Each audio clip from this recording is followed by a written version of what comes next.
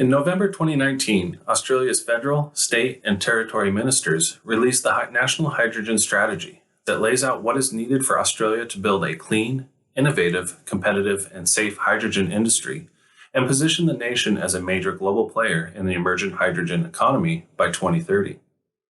In September 2020, Australia's hydrogen strategy was acknowledged in the Low Emissions Technology Investment Roadmap.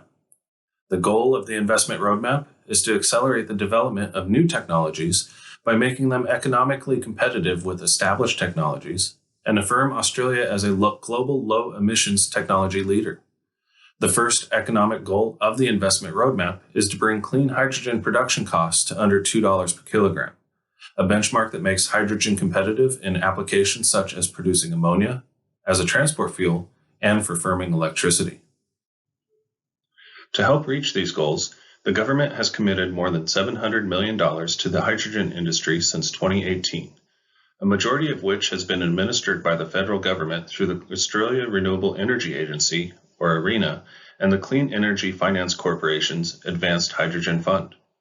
A new round of funding for ARENA announced in September 2020 will help facilitate the investment roadmap and includes a $70 million pledge for the development of a hydrogen export hub that will advance ambitions for Australia to become a global hydrogen supplier. The National Hydrogen Strategy looks to grow the nation's hydrogen industry by exploring multiple low-emission, clean hydrogen production methods, including coal gasification with CCS, steam methane reforming with CCS, and electrolysis backed by renewable generation. On the application side, the strategy includes using hydrogen for blending into the gas grid, heat and power generation, chemical feedstock, transportation, and export. Australia's abundant renewable resources have paved the way for the nation to emerge as a global leader in the adoption of renewable generation technologies. With vast land and low population density, Australia's untapped renewable resources remains large, which creates an opportunity for renewable hydrogen production. Renewable LCOE has been dropping rapidly. From 2015 to 2020, onshore wind and utility-scale solar generation costs fell by 31%, with an additional 30% decline expected over the next decade.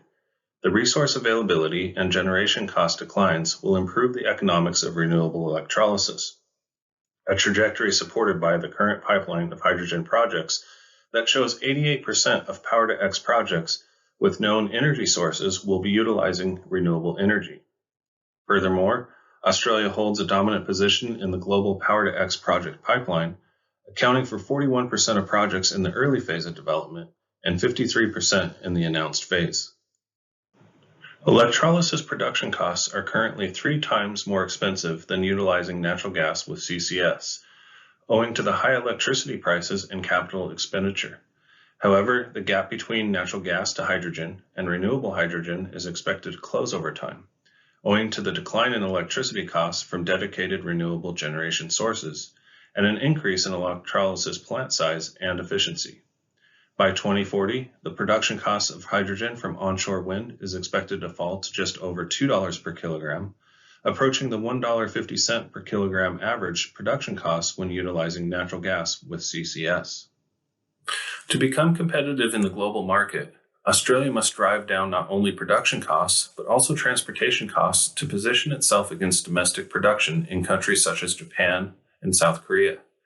Transporting hydrogen to Japan and South Korea would add $1 to $2 per kilogram to the landed cost, depending on the method of transport. Current estimates place renewable hydrogen production costs in Japan and South Korea well above that of what can be supplied by Australia. But costs are expected to decline in all markets. The current outlook places the landed cost of Australian imported renewable hydrogen into Japan and South Korea between $3 to $4 per kilogram in 2040, roughly the same range as local renewable electrolysis production. Supported by policy initiatives, government funding, and the advancements in innovation, there's a distinct possibility that production and transportation costs will fall faster than anticipated, and abundant resources will provide Australia with an advantage in the global hydrogen market. In the end, technology leadership, energy supply security, and delivered costs will all contribute to the result of the race to become a global leader in green hydrogen exports.